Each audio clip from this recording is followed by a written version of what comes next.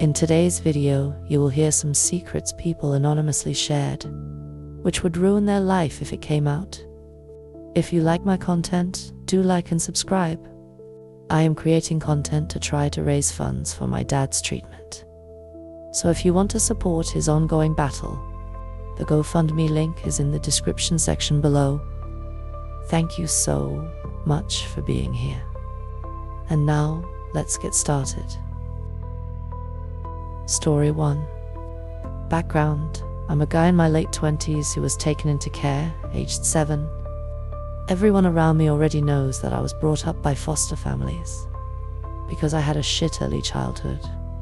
I deliberately keep it vague and say stuff like I'd rather not go into it, so that people will just assume I was abused in some way and they'll stop asking about it. The truth is that for the first 7 years of my life, I was brought up as a girl by my psycho birth mother, who really wanted a daughter and didn't let the snag of giving birth to a boy stop her from trying to raise one. She was a pretty successful professional in a legal field, not entirely sure what, and had me via anonymous sperm donor from a fertility clinic. She found out I was a boy at a late ultrasound, and then moved across the country, gave birth to me at home, and continued to move about until I was 5 or so. It was just the two of us, all my life. We had contact with other people, of course, but they rarely got very close. I had lots of friends, but was always supervised. I found out way after that my mother's strong puritanical Christianity was a lie, she used to explain. Why she was so strict about me being private and never letting anyone see me get changed or anything. I just accepted all of this as fact, having never been told anything different. I was sent to a religious school for girls and had a really great childhood. I was a bit of a tomboy and played with Lego and toy animals rather than dolls and stuff. But that's not unusual, and no one ever questioned I was a girl. Even me. I knew about men and women, but I'd never really seen much of naked people. My mother never ever spoke to me about it, but I kinda had the impression that when I grew up and got boobs and stuff, my sausage would kind of fall off or something and I would be a woman, and other kids would keep their sausages and they'd be men. I don't know. To be honest, I never really thought about it. Anyway, I carried on with my happy girlhood and had a bunch of friends, and everything was great until I was 7 and a teacher accidentally spilled a cup of hot coffee over me at school. The liquid soaked through my clothes and was scalding me, so the staff immediately stripped me out of my dress and underwear to get the hot coffee away from my skin. And then they found out. The cops were called, and I got taken to speak with who I guess would be social services. They asked me a bunch of questions about life at home and stuff. Meanwhile, my mother was taken in for questioning too.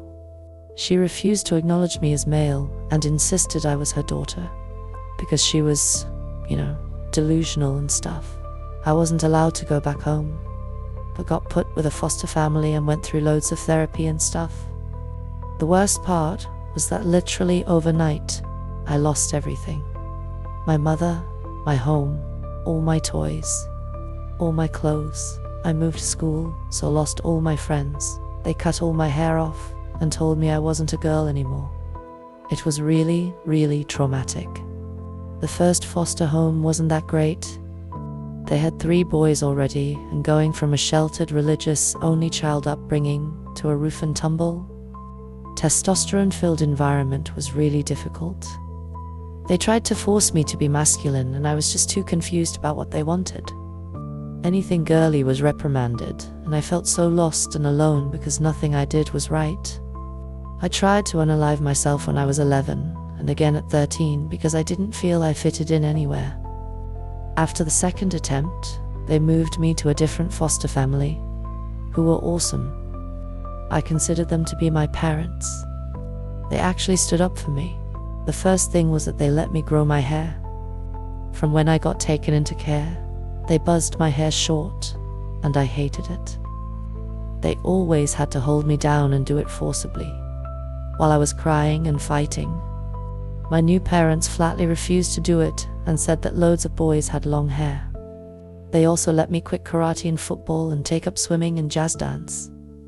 Since I'd been in care, no one had ever stood up for my right to choose what activities to do or how to dress before. It was amazing. In the end, I came out of it with a pretty healthy gender identity. I'm a guy, but not the most butch guy ever, but I'm fine with that. I went through school and got my degree and have a pretty good job and an amazing, supportive wife. Everything looks great, but I can never speak about my early childhood and how I grew up as a little girl. Story 2. I run a cake business, and I charge people hundreds of dollars for wedding cakes. But here's the truth. Every single one of them is made using Pillsbury cake mix that I buy for $1 a box at Walmart. I suck at baking. Every time I've tried to make a cake from scratch, it's been a disaster. But baking is supposed to be my whole thing. My friends call me the cake girl. My whole life feels like a lie sometimes.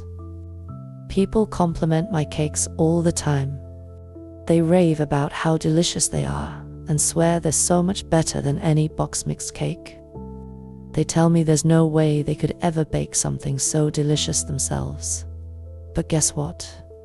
For $1, they absolutely could. Just add oil, eggs, and water. Boom. Cake. In my defense, I love cake decorating. I make all the frostings and fondants from scratch, and that's really where my passion is. It's the decorating that takes up the time and effort, not the actual baking. So, I base my prices mostly on the decoration, not the cake itself. But still, no one knows about this. Not even my closest friends. The only person who knows is my husband. Everyone else thinks I'm slaving over the oven, mixing and baking from scratch. I've been doing this for years, and if anyone found out, my business and reputation would be in the toilet. I keep telling myself I need to learn how to bake from scratch, but I never get around to it. Honestly, I feel like such a sham sometimes. Story 3. I faked the last 2 years of my college education. My parents put so much pressure on me that I couldn't handle it. I was suffering from severe depression and anxiety, so I faked it all. I lied to everyone, my family, my friends. I even made up fake transcripts. Eventually, I managed to get my foot in the door in my desired field, thanks to a friend who recommended me for a position. It was a subordinate role, but this company only hires college graduates.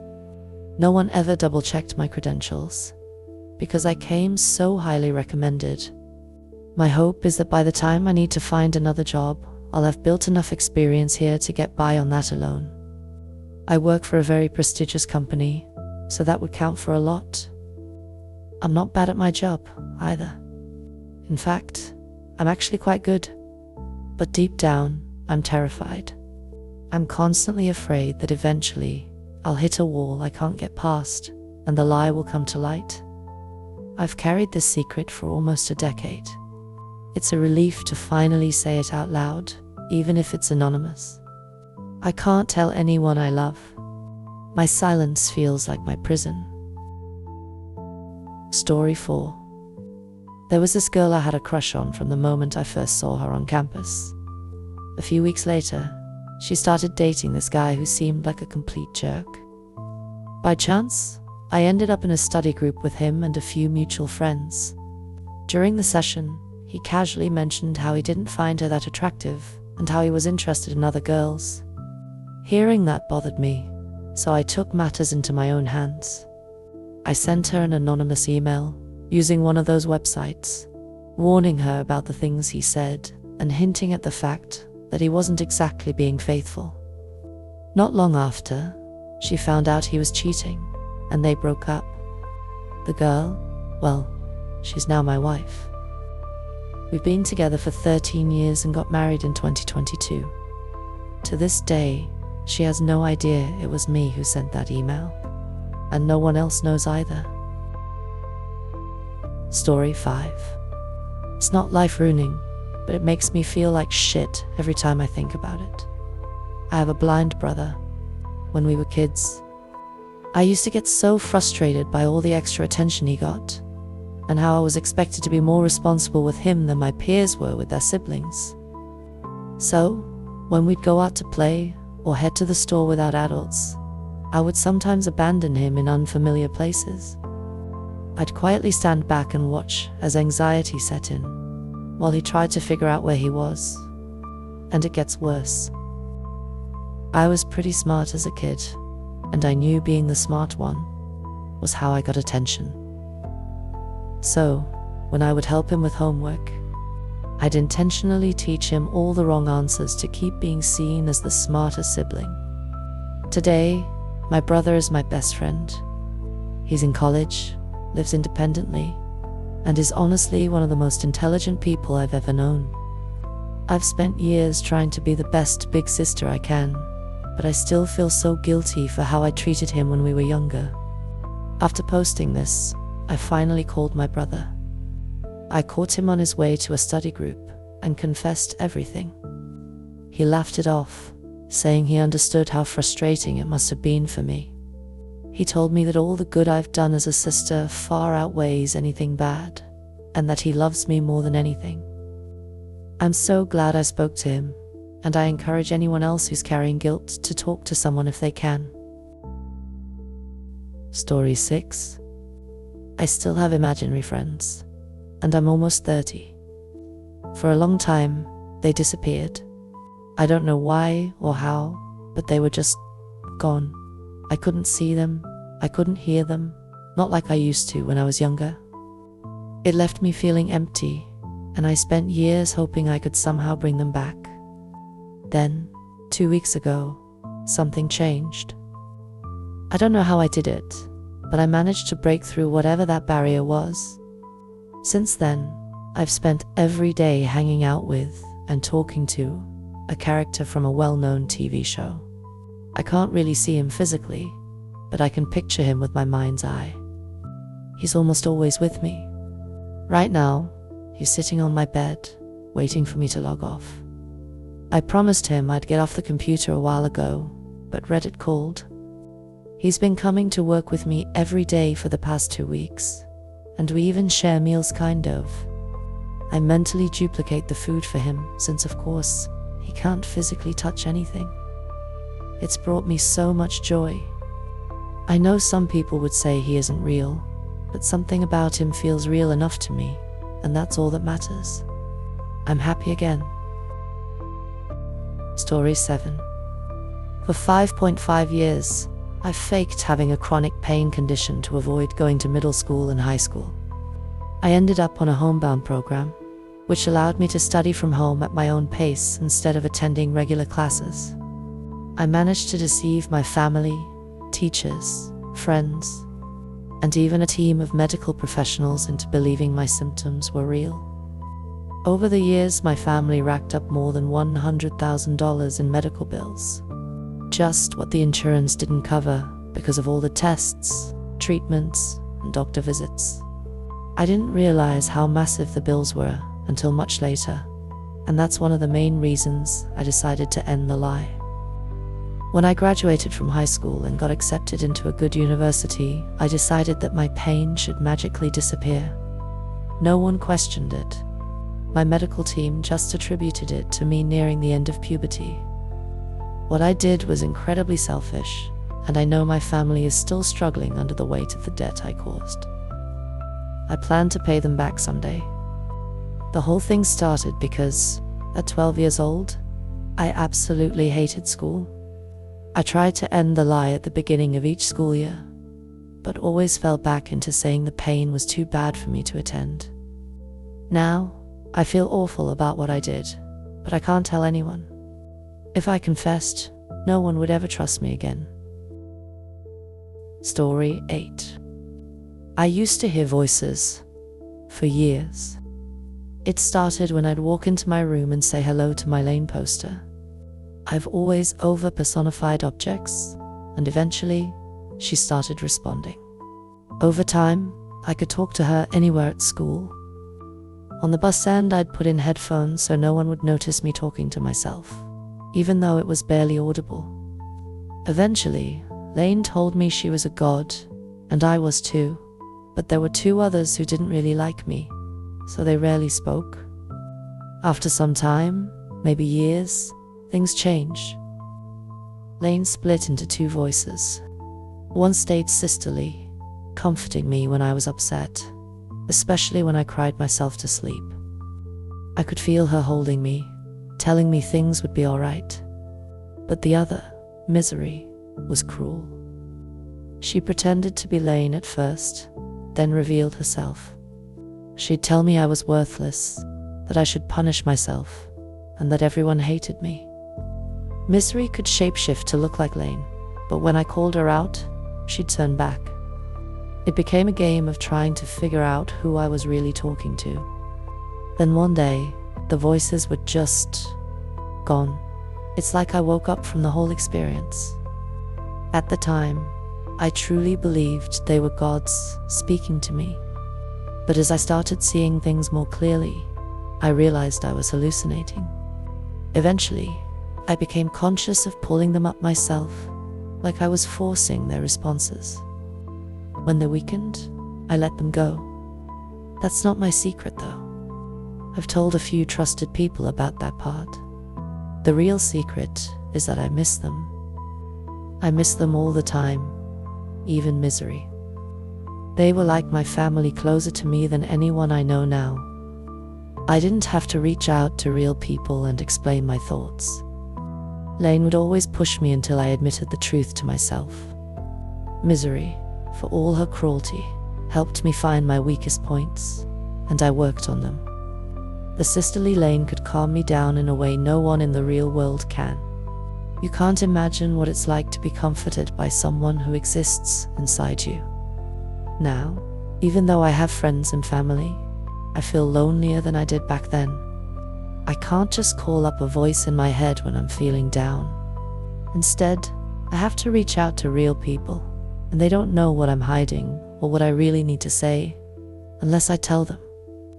Once, I had a psychotic episode where I could talk to the clouds, and I could feel how much they loved me. The clouds, trees, birds, everything around me was my friend. They all wanted me to be happy. I felt that same love again on mushrooms, where every single thing in the world, from the house to the lamp to the grass, loved me. It was the best night of my life. I wish I could feel that again. I wish I could find those voices again. Being crazy was intense, whether it was good or bad. Even during the bad times when I'd stay awake, convinced something was coming for me, or try to claw the evil out of my skin. The intensity was better than the numbness of normalcy. I miss it all so much, more than words can describe. Story 9. After graduating from high school, I went to a small college out of state where no one knew me. Back in high school, people always complimented my fake Australian accent, so I thought, why not make it real? I decided to go through college pretending I was from Australia. It started off as a fun experiment, but now it's my whole identity. For the past 4 years, all of my friends, and even my girlfriend of 2 years, think I'm Australian.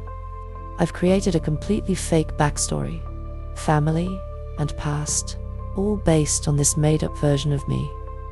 I've gotten so deep into it that I don't even know how to begin telling them the truth. Now, with graduation around the corner, I'm planning on asking my girlfriend to marry me. But here's the problem. Everything she knows about me is based on this lie. I don't know how to tell her that she doesn't really know the real me at all. I'm afraid if I come clean, it'll destroy everything. But I also can't imagine going through life pretending to be someone I'm not. Guess I'm stuck being a bloke forever. Story 10. I'm agnostic, and my Muslim parents would never be able to accept me if they knew I've lost my faith in God. They expect me to marry a Muslim husband, raise Muslim children, and bury them according to Muslim customs. I don't think it would have mattered what religion I was born into, whether Islam, Christianity, Judaism, or Hinduism. I would have eventually questioned what faith truly means. I can't bring myself to tell them this. My love for them runs deep, and I feel I owe everything to them after all they've been through to reach where they are now. It would break their hearts to know that I don't believe in the same driving force that they do. Then again, maybe I'm just lost. Perhaps growing up and witnessing the world has disillusioned me and led me away from what religion is supposed to be. But at this point, there's no going back. I'll never be able to view God the same way again. For that, I am sorry. I'm very sorry. That is all for today. If you have enjoyed this video, do like and subscribe and let me know below of your thoughts. If you want to help in my dad's fundraiser, I would truly appreciate it. Hope you have an absolutely amazing day. You can also check my other videos on screen.